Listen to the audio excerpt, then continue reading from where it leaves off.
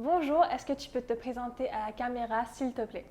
Donc bonjour, je m'appelle Joey, j'ai 32 ans, je suis martiniquais et je vis à Paris.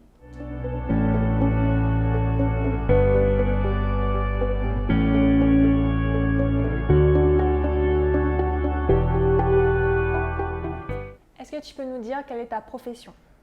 Je suis photographe depuis février 2012 et voilà. Comment s'est passé ton premier confinement? Plutôt bien, plutôt bien. J'ai géré comme tout le monde, hein, et voilà. À quel moment est-ce que tu as attrapé le coronavirus? Donc je l'ai eu en juillet, début juillet et voilà. Donc j'ai passé 3 semaines en réanimation au CHU du Cramé-Blissette de la 94 et voilà. Selon toi, comment est-ce que tu as attrapé cette maladie? Selon moi, je pense que c'était lors d'un rassemblement, donc fin juin ou début juillet. Donc pourtant, j'ai pris mes précautions, j'ai mon masque, distance et tout. Et malgré ça, 15 jours après, je commence à avoir de la fièvre. Une fièvre bizarrement qui a fait 15 minutes sur moi. 15 minutes et le lendemain, je commence à avoir de la fatigue et tout. Donc je suis allé voir le docteur à l'hôpital. Et qui me dit, bon, c'est peut-être pas le Covid, c'est sûrement une grippe.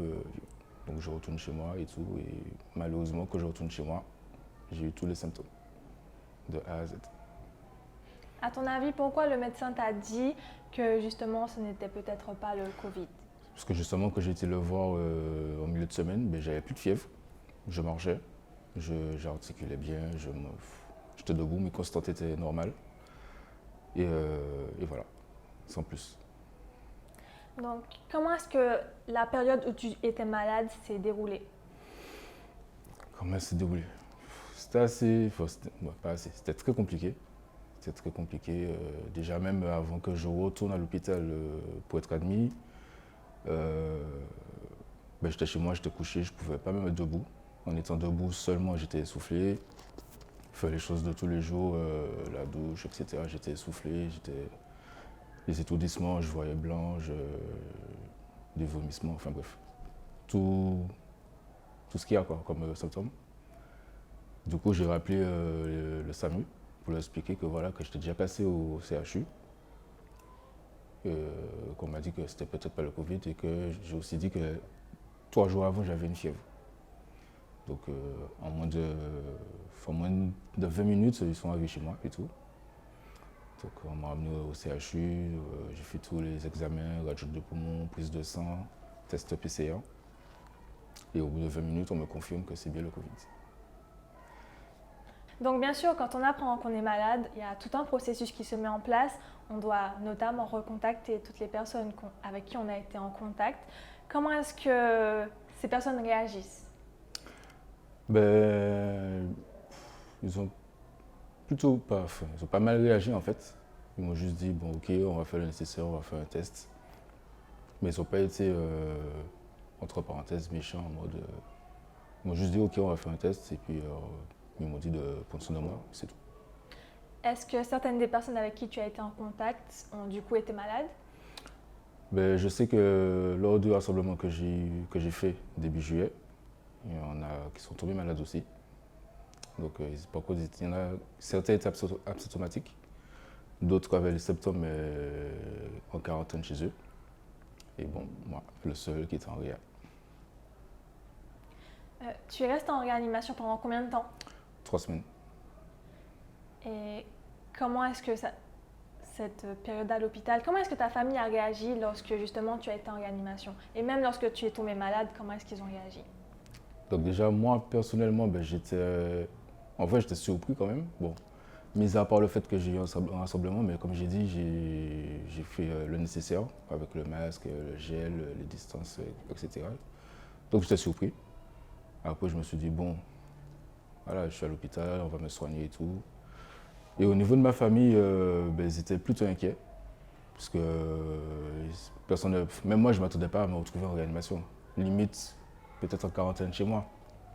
Mais en réanimation, voilà, c'était un choc. Quel est le traitement que l'on reçoit quand on est malade? En tout cas, moi, personnellement, le traitement que j'ai reçu à l'hôpital, concernant le Covid direct, aucun. Mais par contre, ils m'ont donné des médicaments pour éviter les maladies que le Covid pourrait créer par la suite.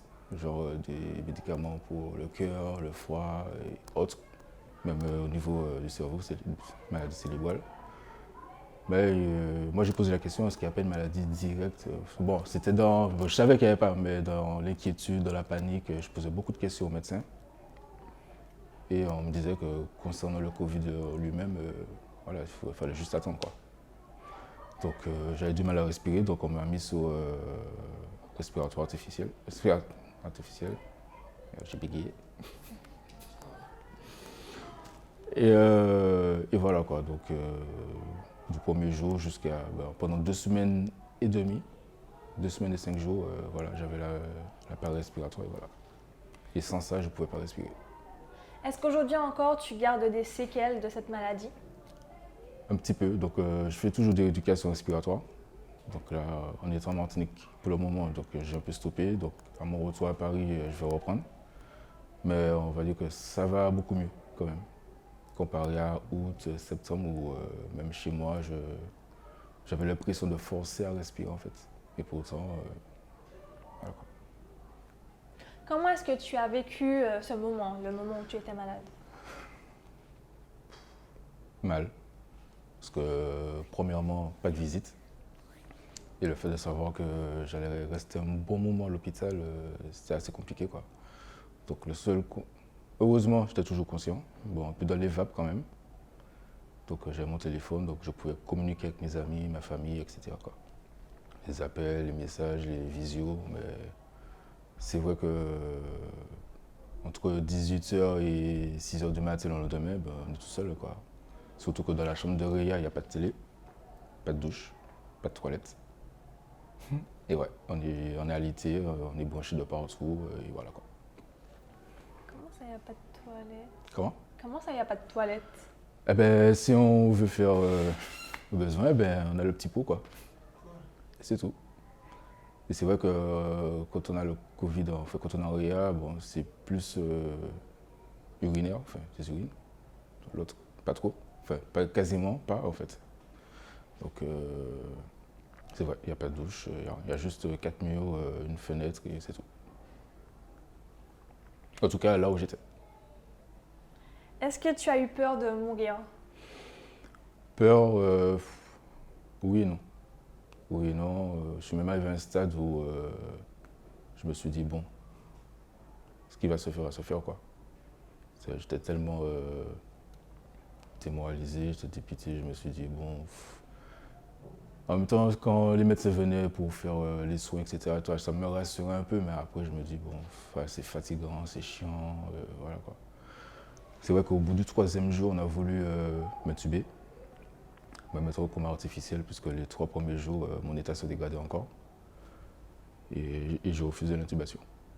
J'ai refusé, j'ai dit que non, coma artificiel, surtout qu'on m'avait annoncé que ça pourrait durer 1 ou 2 mois par rapport à mon état. Et j'avais pas envie. J'avais pas envie, voilà. Je suis très choquée du fait qu'il n'y ait pas de sanité, en fait, pardon. En fait, dans la chambre de réa, on n'a pas. Et ensuite, les 5 derniers jours, je suis passé dans un service d'observation. Et là, j'avais une douche, des toilettes et tout. Mais c'était aussi compliqué puisque je ne marchais plus. Je ne marchais plus, je ne pouvais pas m'asseoir. Si je m'asseyais, c'était un malaise, déjà.